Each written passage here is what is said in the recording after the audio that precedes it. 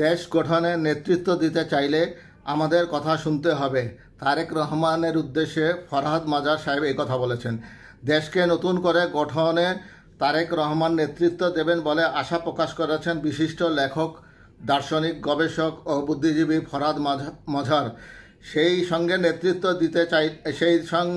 নেতৃত্ব নিতে চাইলে সবার কথা শুনতে হবে এবং সমালোচনা করতে দিতে হবে বলে উল্লেখ করেন তিনি।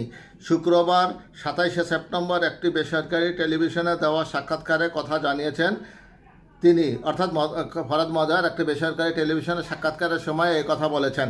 ফরহাদ মাজার বলেন, বাংলাদেশকে নতুন করে গঠন করতে হবে, এটা আসবেই, আপনি এটা ঠেকাতে পারবেন না। সেক্ষেত্রে আমাদের খুব আশা তারেক এই নেতৃত্ব নেবেন। যদি তিনি সেই নেতৃত্ব নিতে চান তাহলে আমাদের কথা শুনতে হবে, সমালোচনা করতে দিতে হবে। তারেক রহমান একটি রাজনৈতিক দলের গুরুত্বপূর্ণ দায়িত্বে আছেন, সেই সঙ্গে প্রতিহিংসা রাজনীতি করবেন না বলে জানান দিচ্ছেন। এটাকে অত্যন্ত গুরুত্বপূর্ণ বিষয় উল্লেখ করে ফরহাদ মাজার বলেন, এটা নানাভাবে তরুণদের আকর্ষণ করছে। তারেক রহমানকে আপনি পছন্দ করেন আর না করেন, তরুণদের কাছে তার একটা গ্রহণযোগ্যতা আছে। এই বুদ্ধিজীবী আরও বলেন, তরুণদের আমি বলবো, আপনারা ইচ্ছে করলে তারেকের বিরুদ্ধে ক্যাম্পেইন করে তারেককে মুছে ফেলতে পারবেন না, এটা হবে না। এই কথা বলাও আইনগত ভুল।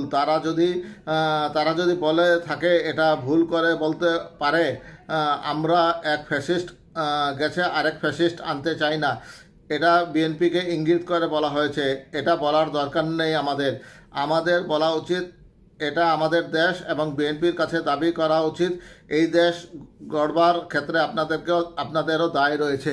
উল্লেখ্য যে তারেক রহমানের উদ্দেশ্যে বিশিষ্ট দার্শনিক, লেখক, কলামিস্ট ফরহাদ মাজার সাহেব অত্যন্ত গুরুত্বপূর্ণ মেসেজ দিয়েছেন। আশা করি বিএনপির ভারপ্রাপ্ত চেয়ারম্যান তারেক রহমান সাহেব তার উপদেশ গুরুজন হিসেবে মানবেন এবং ভবিষ্যতে বিএনপিকে নেতৃত্ব দেওয়ার জন্য এবং রাষ্ট্রীয় ক্ষমতায় যদি উনি আসতে পারেন সেভাবে দেশ পরিচালনা করবেন।